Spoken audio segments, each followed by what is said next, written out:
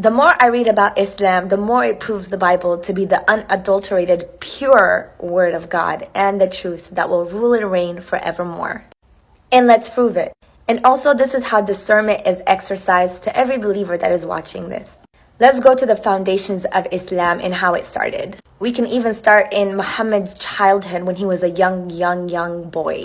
He had an encounter, a dream, where he said these two men in white came in. They basically opened him up. And they did something with his heart, to his heart. And after that, his mother asked him, "Do you think you were demon possessed?" And he said, "Yes." Now fast forward, when he would go up to the mountains as a man, he'd go up to the mountains to meditate. He would actually go into caves. Then one day, the angel Gabriel came and showed himself to him. And let me just tell you, this was not the angel Gabriel. This was a whole demon, a counterfeit spirit. I will show you further proof later on why it is a counterfeit spirit.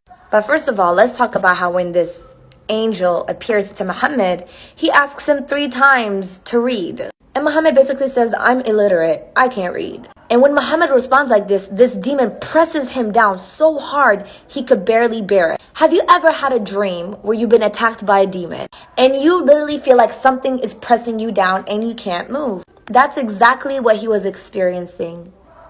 Moving on. After this, he thinks he's demon possessed. He's so terrified.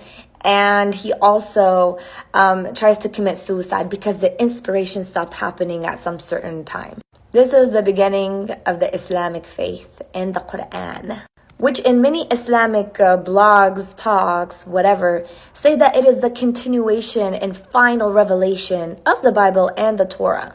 This is why the Quran holds many stories from the Bible and from the Old Testament, but they're not quite the same. They're literally backwards.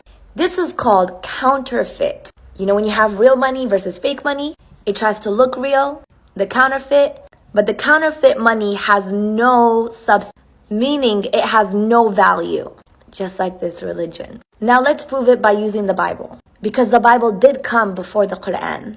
I have 3 scriptures for you. The first one is Galatians 1:8, and it says, "But even if we or an angel from heaven should preach a gospel contrary to the one we preach to you, let him be under a curse."